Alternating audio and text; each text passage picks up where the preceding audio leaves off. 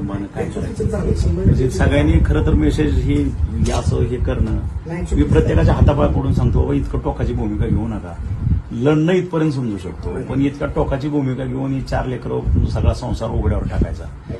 एकदा आता समजा आता 4 दिवस तुम्ही आम्ही आहे येतो जातो भेटतो पुन्हा ह्या कुटुंबाकडे कोण येतं सांगा बरं. कोणतरी बघतं का तिच्याकडे पुन्हा काय होतं त्याचं. आज 200 लोकांना मी बघतोय काय त्यांची अवस्था आहे लक्षात घेतो. एवढी आहेत लेकर यांचं भविष्य काय पुन्हा ह्याचा विचार करा ना जरा. हे बघायला पाहिजे ज्यांनी कोणी आपण करतो त्याच्यात ह्या लेकरांचं भविष्य सगळं उघड्यावर टाकून जायचं काय अधिकार आहे कुणाला तुम्हा आम्हाला ह्याचा विचार करा. हे होईल नाही मिळेल म्हणून जगायचं सोडायचं का.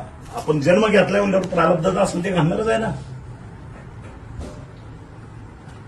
टोकाची भूमिका घेणं हे सगळ्याला हातापाया पडून सांगतो मी नका टोकाची भूमिका घेऊन घडते चाललंय आता हत्ती गेला शिपूट राहिला त्यासाठी कशाला लेकरा बाळाला असं रस्त्यावर आणतात नका करू. पण ह्यांचा काय दोष आहे.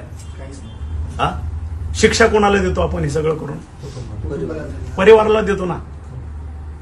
जे 2017-18 झालेली पोरं 40 जण गेले आपली बलिदान दिलेले त्याच्या आज अवस्था आहे नाही गेलं का कोणी त्याच्या दारापर्यंत. हा ह्याचा विचार करा थोडा हे महत्वाचं आहे. याच्यासाठी त्यांनी पण लागलं आम्ही आहोत सगळे लक्षात अगदी भावाप्रमाणे तुमच्या पाठीशी आहे.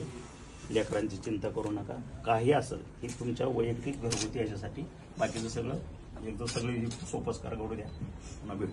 ठीक आहे काळजी घेताय.